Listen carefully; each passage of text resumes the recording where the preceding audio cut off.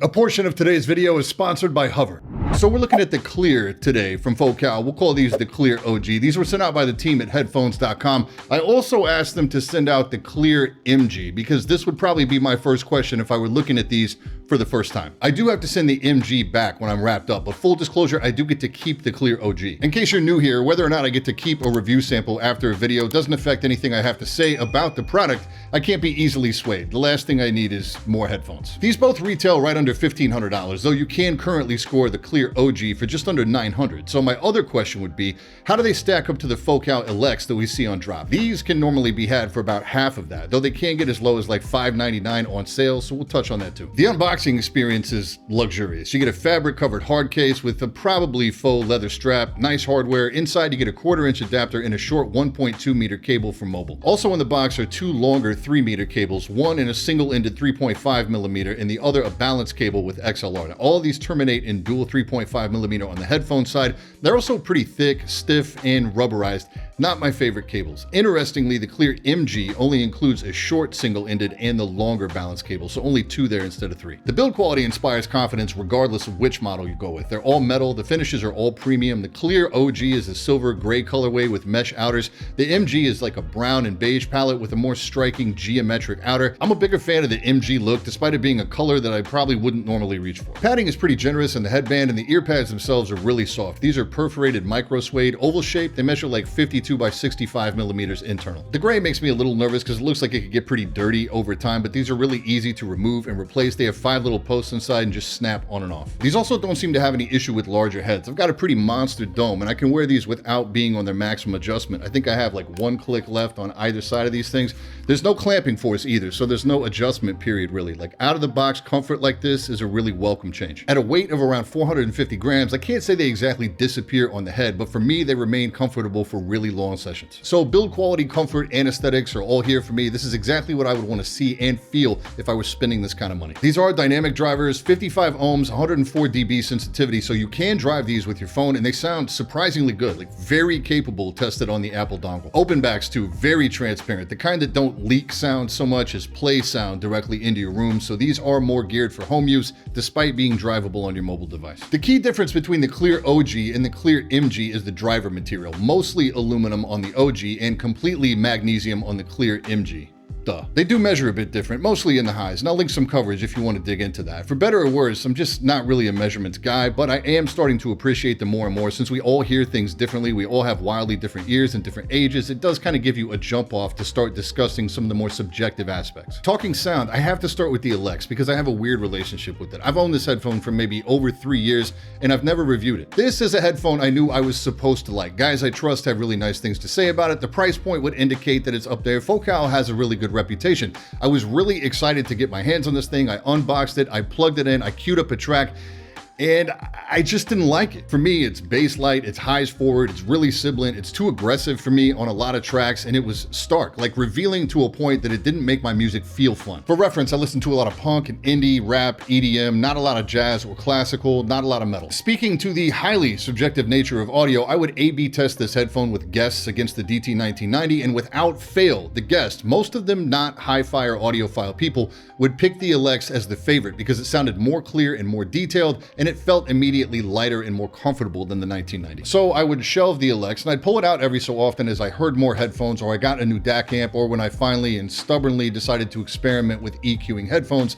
I just could never connect with this. I appreciate it more today than I ever have, but it still doesn't nail it for me, even pad swapping the Clear pads to the Elex. Sorry for the long story time there, but I felt it was important to illustrate all that because I immediately loved the Clear OG, and I was not expecting that at all. The Elex is more a retuned Illyr than it is a Clear, and I've never heard that Illyr, but based on tuning notes, it sounds like I would like the original more than I would like the drop version. The Clear obviously shares a lot of the same DNA as the Elex, but the presentation is warmer to me in the low end. It can punch too when it needs to, which was surprising.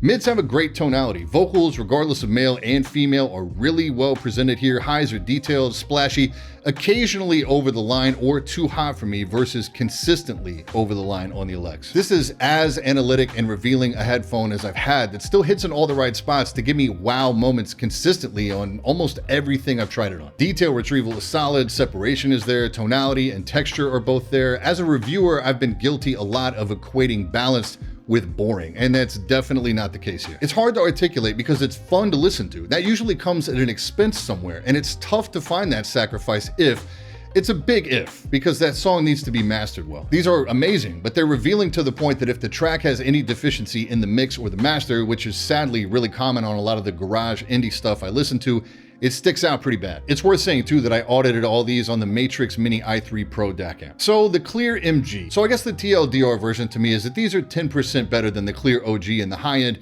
and just a little different everywhere else. They are more clear. I hate to put it like that, but it is what it is.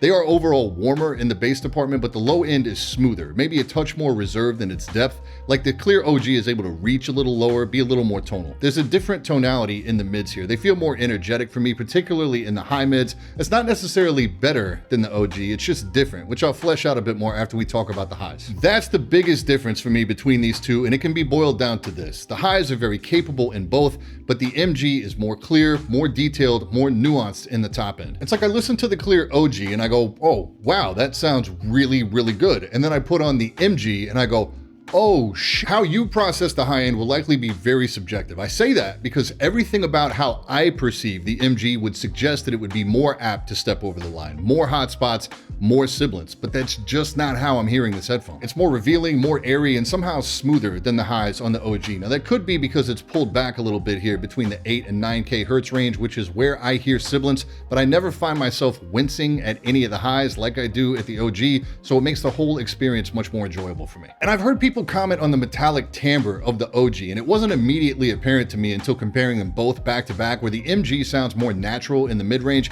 It's there. It's just not nearly as obvious as when you pick it up on a planar magnetic. Like the worst one off the top of my head would be the Hi-Fi-Mint Edition X. That thing sounds like metal ringing the entire time. Soundstage and imaging is comparable on both, and for me, just about nails what I like to see in a headphone. It's on par with the 1990. It's wider than the Sennheiser 6 offerings, not quite as wide and spacey as the Sundara or the borderline false width of the 800S. A side note here, but pulling out the Sundara, a headphone that costs like $360 now, and comparing it against the $1,500 monster like this really reinforces just how damn good the Sundara is. It's got to be one of the best buys in headphones, full stop. Now, if both these headphones were still at their retail price of around $1,500, I would strongly encourage you to find a way to audit them before you made your decision, because the way you personally process the highs will definitely come into play. But as the OG can now be had for around $600 less than the MG, the choice is a lot more No, not gonna do that. I do prefer the looks of the MG, and I like it more overall. When you consider the price difference though, you'd be taking an almost 70% price hike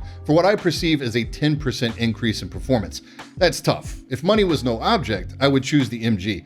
It pains me to send it back. And my drop affiliate link would love for me to tell you that the Elex is a suitable replacement for the Clear at a budget price, but I can't say that. It is a way into Focal if you're more budget constrained, but it is more shouty, less cohesive, doesn't have the same energy or the smoothness for me. I'm sure that there's people out there that bought and really enjoy this headphone. Nothing personal, it's just not for me. And if it was my money, I would reach further and grab the Clear over the Elex. I would go for a DT 1990 over the Elex. I would take a Sundara over the Elex. You see, Kren, it's not all about the affiliate links, my guy. I'm just busting balls. I love Kren, for real. What else? I would take the Clear over my long-term daily driver, the DT 1990, and I love that headphone. And I would take it over an Audeze LCD-X as well, because the headphone weighs a ton and I have to EQ it to the moon to get it where I want it to be. And since absolutely nothing goes without saying on the internet, either of the Clears would make great mixing headphones and gaming headphones. All the things that make them both balanced and detailed will make them good fits for both, and the comfort is there for long-term wear. So there it is. Big fan of the Clear OG, bigger fan of the Clear MG, and it's renewed my interest in Focal.